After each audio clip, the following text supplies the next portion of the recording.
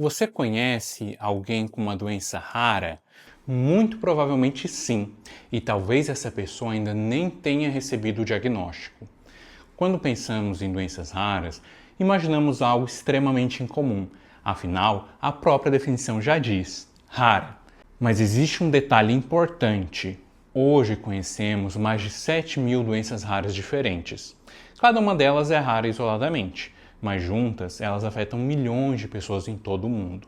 Muitas dessas pessoas passam anos procurando respostas, consultando diversos médicos e ouvindo frases como "isso deve ser ansiedade", "isso é coisa da sua cabeça" ou "vamos esperar mais um pouco". Hoje eu quero apresentar 5 doenças raras que todo mundo deveria conhecer. Algumas têm tratamento, outras não têm cura, mas todas têm algo em comum.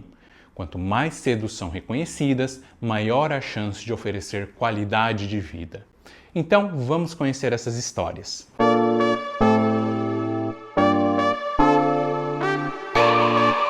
Vamos começar por uma das doenças raras mais conhecidas por neurologistas e pediatras. A neurofibromatose tipo 1, ou simplesmente NF1, um dos tipos de neurofibromatose mais conhecidos, é uma doença genética causada por alterações no gene NF1, uma parte do nosso DNA que é responsável pelo controle e redução do risco de formação de tumores no nosso corpo. Com esse gene não funcionando corretamente, você já deve imaginar o que pode acontecer. A neurofibromatose acontece em aproximadamente 1 em cada 3.000 pessoas, o que, ao mesmo tempo que parece pouco, é uma das doenças genéticas mais comuns que existem. Os sinais costumam aparecer ainda na infância. Entre eles temos as manchas café com leite, sardas nas axilas ou virilhas, pequenos nódulos na íris, a parte colorida do nosso olho, chamados de nódulos de Lynch, neurofibromas, que são tumores geralmente benignos que surgem ao longo dos nervos. Mas a doença vai muito além da pele. Algumas crianças apresentam dificuldade de aprendizagem. O TDAH, por exemplo, é um dos achados mais frequentes. Também pode haver alterações ósseas, tumores do nervo óptico, que é o nosso nervo da visão, escoliose e diversas outras manifestações. Em alguns pacientes, surgem os chamados neurofibromas plexiformes, que são tumores que podem crescer bastante, causar dor, deformidades ou comprometer funções importantes do organismo. Esses tumores, diferentemente dos neurofibromas simples, possuem também um risco de malignização ao longo da vida, ou seja, de virar um câncer. Durante muitos anos, praticamente só podíamos acompanhar esses pacientes e observar a evolução natural da doença. Hoje, existem tratamentos para algumas situações específicas, como em alguns casos de neurofibromas plexiformes inoperáveis. A neurofibromatose mostra como uma mesma doença pode se manifestar de formas completamente diferentes entre pessoas da mesma família. A segunda doença é conhecida como esclerose tuberosa.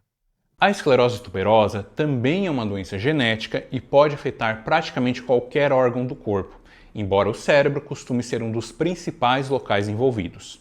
Por causa disso, muitas crianças apresentam epilepsia ainda nos primeiros meses de vida. Em alguns casos, pode ocorrer uma síndrome chamada de Síndrome de West, que é caracterizada por espasmos epilépticos infantis, uma verdadeira urgência neurológica. Além disso, podem existir atraso no desenvolvimento, deficiência intelectual, autismo e outras alterações comportamentais. Mas a doença não para por aí. Também podem surgir alterações na pele, nos rins, no coração, nos pulmões e nos olhos. Por isso, esses pacientes normalmente precisam de um acompanhamento multidisciplinar. Embora a maior parte do tratamento seja voltada para controle de sintomas e comorbidades, como é o tratamento da epilepsia nas crianças que desenvolvem a doença, estamos tendo grandes avanços em medicamentos que atuam na via específica da doença, conseguindo controlar melhor diversas manifestações dela.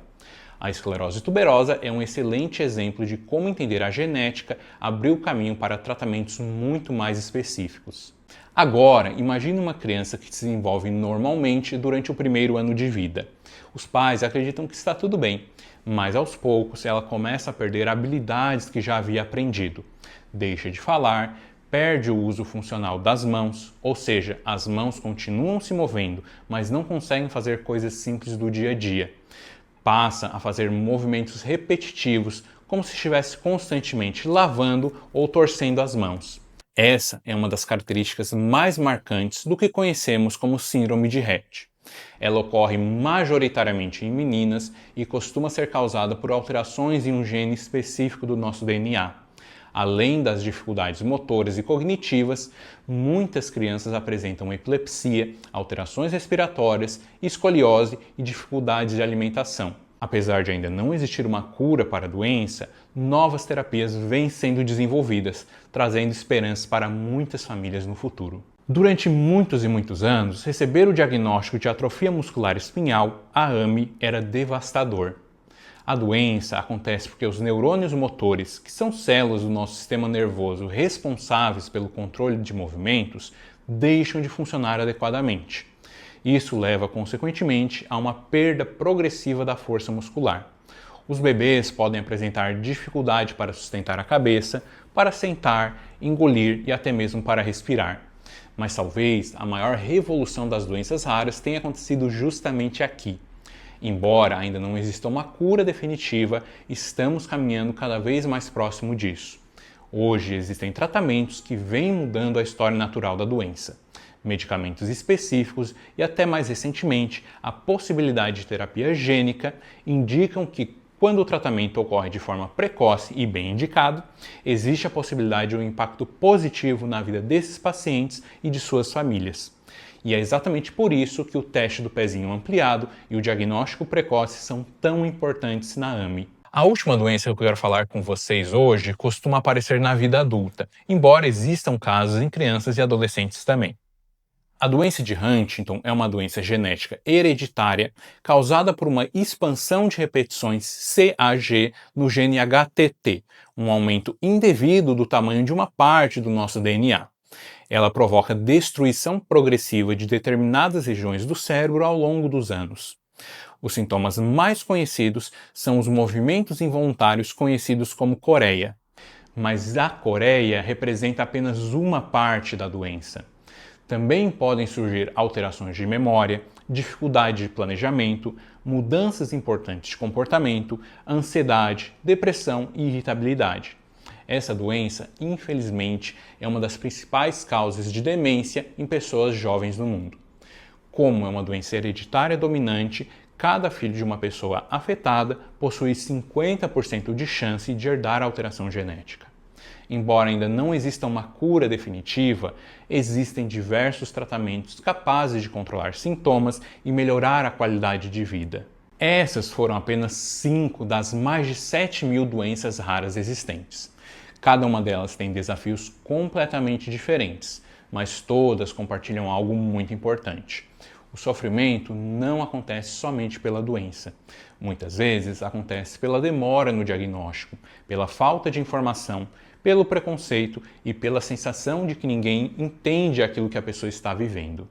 Se existe uma mensagem que eu gostaria que você levasse deste vídeo é esta: conhecimento gera diagnóstico, diagnóstico gera tratamento e tratamento gera qualidade de vida. Se você conhece alguém que convive com uma doença rara, compartilhe esse vídeo. Talvez ele ajude alguém a procurar atendimento mais cedo. E se você gostaria que eu trouxesse um episódio completo explicando alguma dessas doenças em detalhes, escreve aqui nos comentários. Se você gostou do vídeo, não esqueça de curtir, comentar, compartilhar e se inscrever no canal. Esse pode ser o começo de uma série de várias doenças que eu vou trazer para vocês. Muito obrigado pela atenção e até um próximo vídeo.